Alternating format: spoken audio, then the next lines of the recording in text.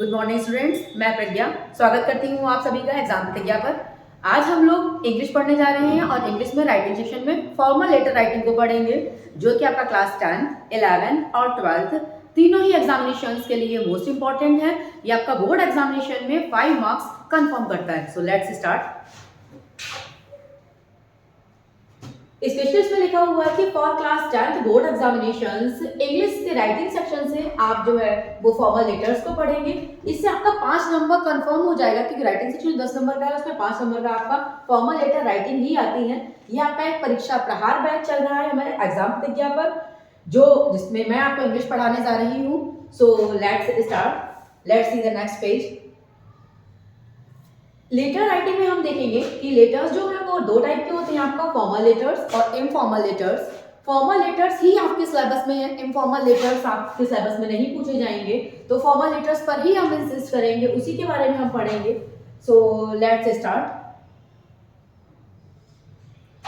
Formal letters में सबसे पहले बिजनेस लेटर्स आते हैं, लेटर्स ऑफ एप्लीकेशंस आता है, लेटर्स ऑफ न्यूज़पेपर्स आते हैं। इनफॉर्मल लेटर्स में जो भी आप अपने एक्वेंटेंस को लिखते हैं, अपने जानने वालों को लिखते हैं, अपने फ्रेंड्स को लिखते हैं, वो सारे लेटर्स इनफॉर्मल लेटर्स कहे जाते हैं। जैसे कि लेटर्स टू योर रिलेटिव्स है, रिलेटेड टू फ्रेंड्स है, लेटर टू फ्रेंड है, लेटर्स टू पर्सनल एक्वेंटेंस है, और personal letters, this is also called personal letters.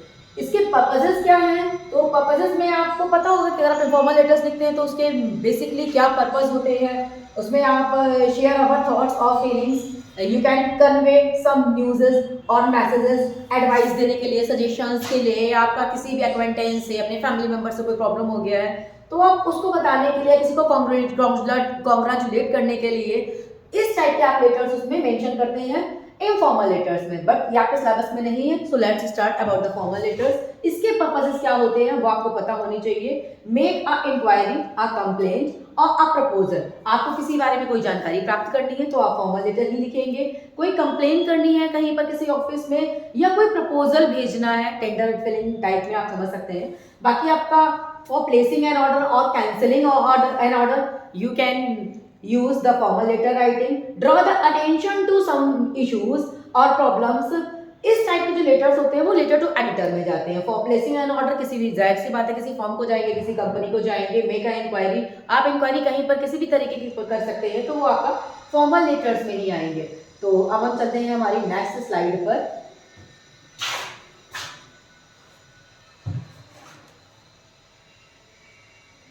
Next slide में इसमें हम आपको पूरा फॉर्मेट बताने जा रहे हैं, जिसको आपको बहुत अच्छे से फॉर्मेट को समझना है और जानना है कि फॉर्मल लेटर का फॉर्मेट आपका जब बोर्ड एग्जामिनेशंस में कॉपी करेक्शन होता है तो उसमें आपका जो भी डिवीजन होता है वो मार्क्स का, उसमें 1 मार्क हमेशा केवल फॉर्मेट के लिए होता है। अगर आपको कुछ भी नहीं आता है फॉर्मल लेटर्स में या किसी भी लेटर राइटिंग में, अगर आप 5 नंबर में केवल फॉर्मेट में जो मैं आपको 5-6 थिंग्स बताऊंगी, अगर आप केवल उतना मेंशन कर देते हैं, बॉडी में कुछ भी नहीं लिखते हैं, then you can get at least 2 marks. तो उसको आपको बहुत ध्यान देना है और बहुत अच्छे से समझना है। फॉर्मल लेटर्स में आपका जो फॉर्मेट होता है वो क्या होता है।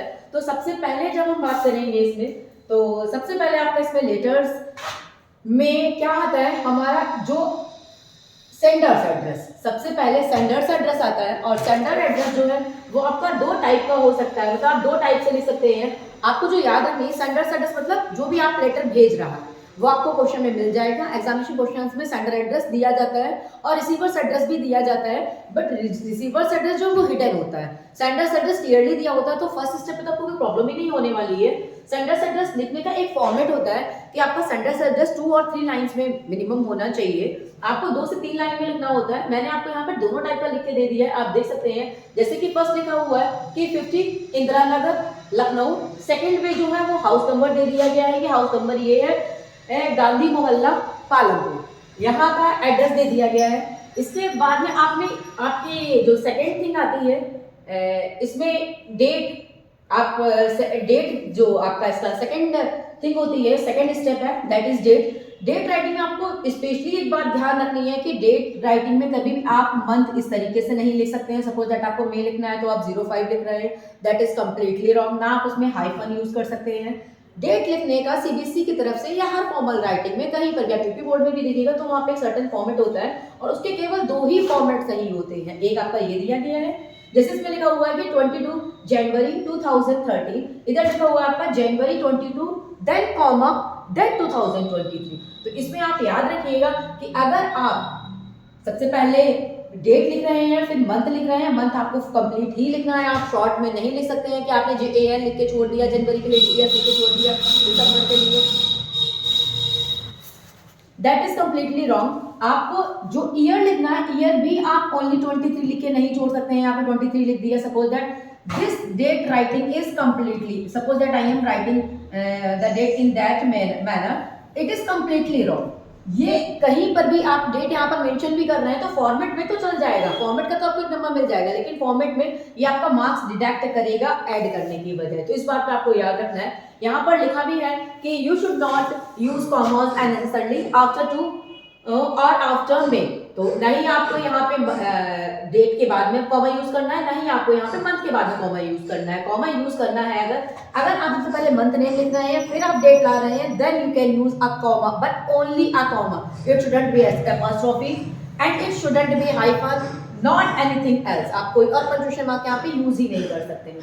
चलिए हम अपनी नेक्स्ट स्टेप पे चलते हैं, and that next step is sender's address.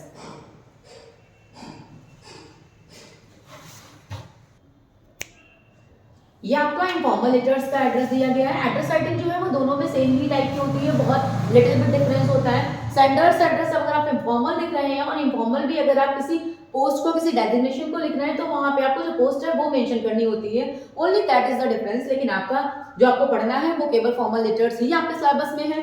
तो चलिए फॉर्मल लेटर्स के बारे में ही पढ़ते हैं। यहाँ पे फॉर्मल लेटर, आपका इनफॉर्मल लेटर्स और फॉर्मल लेटर्स का वे दे दिया गया है कि आपको किस तरीके से इसको रखना है। So now we will go on next slide, और नेक्स्ट स्लाइड में हम आपको बताएंगे कि अगर आपका जिसमें थर्ड हेडिंग होती है आपका सब्जेक्ट की बॉडी ऑफ द लेटर में सबसे पहली हेडिंग होगी आपकी सेंडर्स एड्रेस, सेकंड हेडिंग होती है आपकी डेट की, थर्ड हेडिंग होता है रिसीवर्स एड्रेस। रिसीवर्स एड्रेस में आपको अपने डेजिग्नेशन पे जाना होता है। जैसे आपका रिसीवर्स जो एड्रेस है उसमें आप थोड़ा सा ध्यान रखिएगा। जैसे आप लेटर जो एडिटर लिख रहे हैं, आपको किसी भी पर्सनल इंफॉर्मेशन पे अगर आपको किसी बारे में कोई कंप्लेन करनी है या कोई भी इशू रेज करना है, कोई भी प्रॉब्लम बतानी है, किसी भी प्रॉब्लम को हाईलाइट करना है, तो वहां पर आपने सपोज दैट आपने किसी भी प्रॉब्लम से लेकर के लेटर टू एडिटर लिखा हुआ है। बच्चे क्या प्रॉब्लम करते हैं, बच्चे जो प्रॉब्लम करते हैं तो उसमें आपका क्वेश्चन में लिख के आता है कि write a letter to the daily news. तो बच्चे यहाँ पर डेली न्यूज ही मेंशन कर देते हैं, जो कंप्लीटली रॉन्ग है। वहां पर आपको डेली न्यूज नहीं देना, आपको किसी न्यूज़पेपर का नेम देना है। अगर दैनिक जागरण अगर लिख देंगे, अगर आपका हिंदी में लिख रहे हैं तो फिर आप दैनिक जागरण या कोई भी हिंदी न्यूज़पेपर का नाम लिख देंगे। बट वही जब आप इंग्लिश में कर रहे होते हैं तो आपको किसी इंग्लिश न्यूज़पेपर का नाम देना होता है, Hindustan times, the times of India. तो आपका द एडिटर सबसे पहली, जो फर्स्ट लाइन में द एडिटर आएगा, सेकेंड लाइन में आपका द टाइम्स ऑफ इंडिया, और थर्ड लाइन में जिस लोकेलिटी के आप हैं वहां का हेड ऑफिस कहां पर है, जो लेटर वहां पर उस कहां के एडिटर को पहुंचेगा, उसका हेड ऑफिस कहां पर है, तो थर्ड लाइन में वो रहता है। ऐसे ही जब आप सेंडर्स एड्रेस जब मेंशन करते हैं तो उसमें भी आपको, और रिसीवर्स एड्रेस में भी अगर आप पिन कोड लगा देते हैं, आपको पता है, देन टू मच गुड। अगर आपको पिन कोड नहीं भी पता है तो आप आगे डैश लगा करके कोई भी इसमें 6 डिजिट जो है वो मेंशन कर सकते हैं, उसमें कोई भी प्रॉब्लम नहीं है। तो अब हम चलते हैं हमारी नेक्स्ट स्लाइड पर, और जिसमें मैं आपको बताऊंगी कि जो मेरा नेक्स्ट रिसीवर्स एड्रेस के बाद में जो नेक्स्ट हेडिंग होती है वो होती है सब्जेक्ट। सब्जेक्ट आपको देना होता है कि आप वो लेटर किस लिए लिख रहे हैं, आपका पर्पस क्या है। सब्जेक्ट आपका बहुत ज्यादा लेंथी नहीं होना चाहिए, और सब्जेक्ट के बाद में जो आता है आपका नेक्स्ट हेडिंग है वो है सॉल्यूशन। सॉल्यूशन जो है वो मोस्ट इंपॉर्टेंट हेडिंग है, क्योंकि यहाँ पर आपको संबोधन देना होता है। सॉल्यूशन आपका इस बात पर होता है कि आप इसको किस वे में सॉल्यूट करेंगे, किस वे में उसका सॉल्यूशन करेंगे, जब आपको ये पता होगा कि आप जिसको लेटर लिख रहे हैं वो कौन है। क्योंकि आपके में फ्रेंड्स और रिलेटिव इनफॉर्मल लेटर्स हैं नहीं, तो अगर आप किसी फ्रेंड को लिख रहे हैं, सपोज दैट आप इनफॉर्मल लेटर लिख रहे हैं और अपने किसी फ्रेंड को लिख रहे हैं, तो आप उसमें डियर फ्रेंड और माय डियर नवोदिता इस टाइप के सॉल्यूशंस दे सकते हैं। अगर आप रिलेटिव को लिख रहे हैं तो dear father, dear dad, dear mom, dear uncle, और my best friend, my bestie, जो भी आपने इसको निकनेम दिया हुआ है आप उस तरीके से दे सकते हैं। बट हम आते हैं अपने फॉर्मल लेटर पे जो कि आपके सिलेबस में है।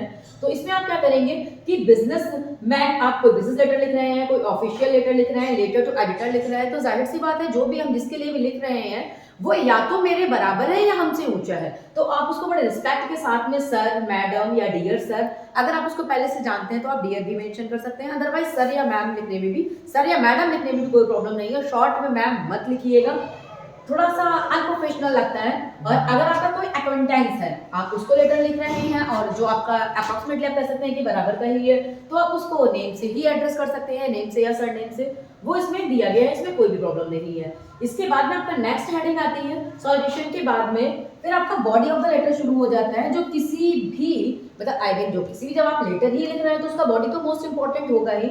आपकी बॉडी के लिए हम देखेंगे कि हम नेक्स्ट स्लाइड पे जाते हैं और बॉडी में आपको हम वहां पर थोड़ा सा कंफर्म करके बताएंगे कि जब आप बॉडी को लिख रहे हो तो बॉडी आपकी बेसिकली 3 पार्ट्स में डिवाइड होती है। आपका जो बॉडी को लिखते हो उसमें 3 से 4 पैराग्राफ्स होने चाहिए। फर्स्ट पैराग्राफ होगा आपका इंट्रोडक्शन के बारे में, जिसमें आप इंट्रो देंगे, बच्चों को बताएंगे कि क्या चल रहा है, मतलब क्या प्रॉब्लम है। Suppose that related to editor लिखा हुआ है, तो रिलेटेड टू एडिटर क्यों लिखा हुआ है, उसमें क्या प्रॉब्लम्स हैं, क्या करना है, क्या नहीं करना है, आप सामने वाले से क्या एक्सपेक्टेशन कर रहे हो, तो कंक्लूजन में बताना है। प्रॉब्लम्स ये हैं, आप कौन है, क्या चाहते हैं, वो आपको पूरी बातें इंट्रोडक्टरी पैराग्राफ में देनी होगी।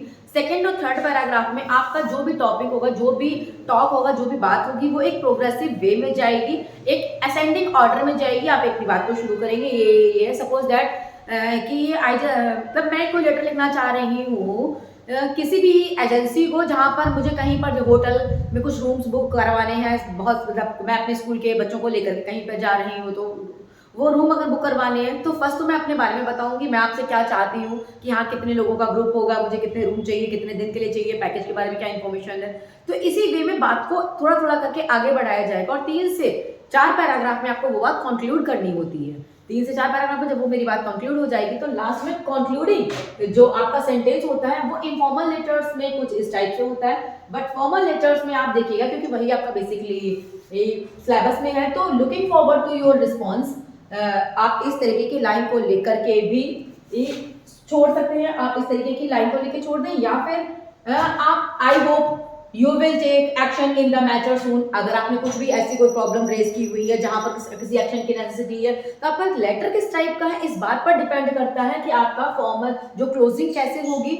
अब इन दोनों ही चीज टाइप से आप क्लोजिंग जो कंक्लूडिंग सेंटेंस है अपना लिख सकते हैं। इसमें बताया ये भी गया है कि if you feel the need to thank the person you are writing और you are write the letter, तो आप उसमें ये भी मेंशन कर सकते हैं कि थैंक यू वेरी मच या फिर थैंकिंग यू।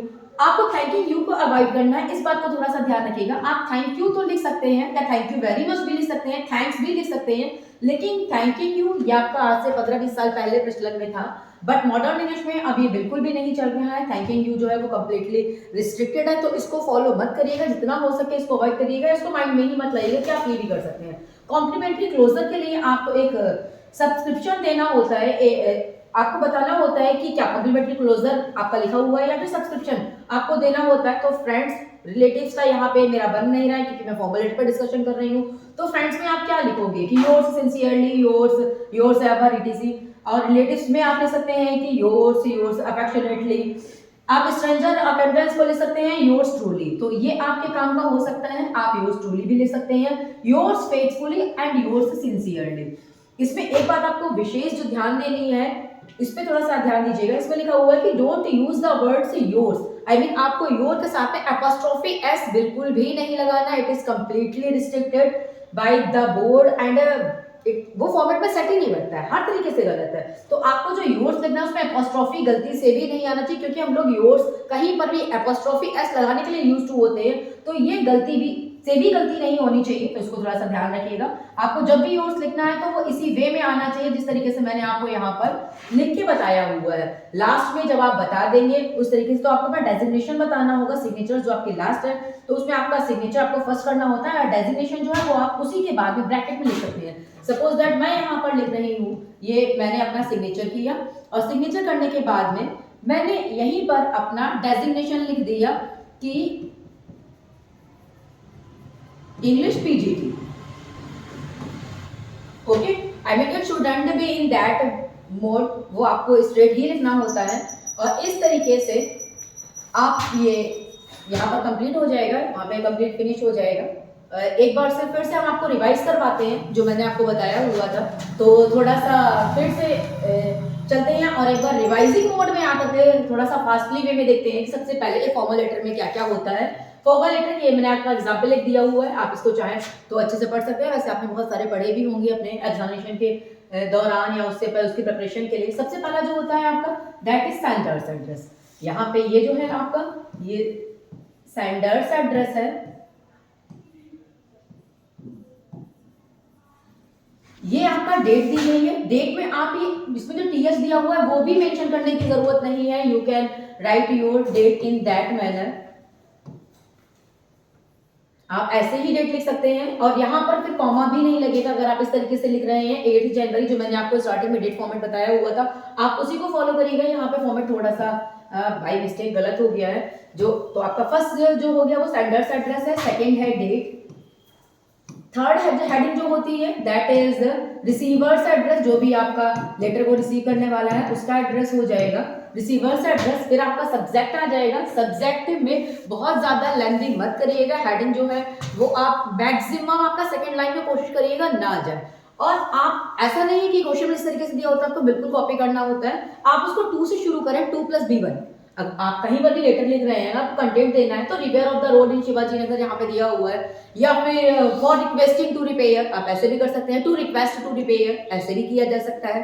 तो एक ही सेंटेंस को मैंने आपको 3 वे में बता दिया कि आप किस तरह से उसको कर सकते हैं सब्जेक्ट को देकर के। सॉल्यूशन के बाद में कॉमा आएगा और आपको लेटेस्ट मार्जिन में जो लास्ट में बात मुझे बतानी थी वो थोड़ा सा अभी मैं इंक्लूड करना चाहूंगी कि अब राइटिंग सेक्शन में कुछ भी आपका उस साइड में नहीं जाता है। आपको जो भी लिखना होता है वो इसी साइड से शुरू करना होता है। आपका स्टार्टिंग से लेकर के जो आपका फर्स्ट हेडिंग रहेगा से लेकर के आपका लास्ट में सिग्नेचर और डेजिग्नेशन जो भी आप लिखेंगे वो इसी साइड में लिखना होगा, सब कुछ यहीं पर शुरू करना होता है। तो आपका first heading is sender's address, second आपका जो हेडिंग है that is date and the third heading is receiver's address, the fourth heading is subject, the fifth is solution and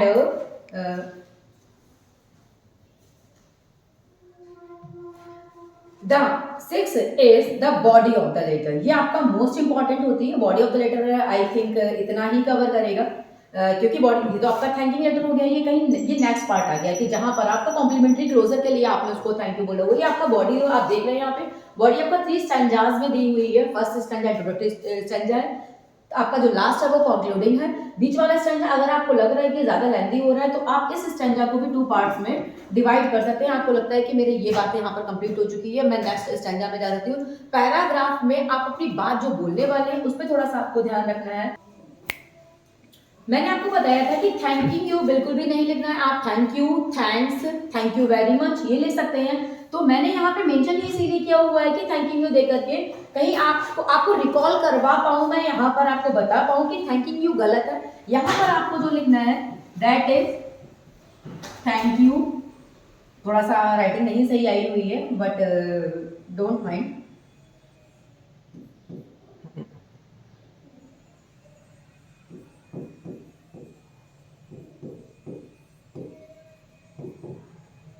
that is also okay. अगर आप ना चाहें तो आप इसमें ये मार्क ऑफ एक्सक्लेमेशन मत लगाइएगा। लास्ट में आपका ये कॉम्प्लीमेंट्री क्लोजर में आपका जो सब्सक्रिप्शन आता है वो सब्सक्रिप्शन आपको ये देखना है कि आप किसके अकॉर्डिंग कर रहे हैं। वैसे मैंने आपको बेसिकली 2 या 3 बता दिए हैं, yours sincerely, yours faithfully and yours truly. ये आप लिख सकते हैं। अपॉस्ट्रोफी मार्क्स बिल्कुल भी नहीं, आपको अपॉस्ट्रोफी मार्क यूज नहीं करना है योर के साथ में।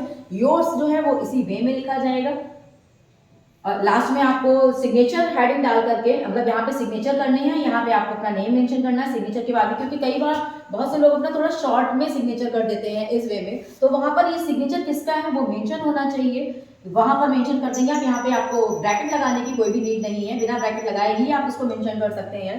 और लास्ट में आपको अपना डेजिग्नेशन अगर आप लिख रहे हैं देन टू मच गुड। अगर अपना डेजिग्नेशन लिख रहे हैं तो वो और चीज अच्छी हो जाएगी। इस तरीके से मैंने आपको ये फॉर्मल लेटर राइटिंग आज हमने सीखी जो आपका सिलेबस में है। So let's see.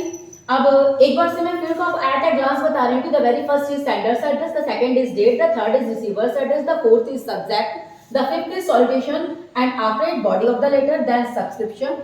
देन उसके बाद में आपको बॉडी ऑफ द लेटर के बाद में आपको एक कॉम्प्लीमेंट्री क्लोजर देना होता है, उसके बाद सब्सक्रिप्शन आ जाएगा, आपका नेम आ जाएगा, सिग्नेचर आ जाएगा और डेजिग्नेशन आ जाएगा। So that's all. Thank you very much. Now we are moving our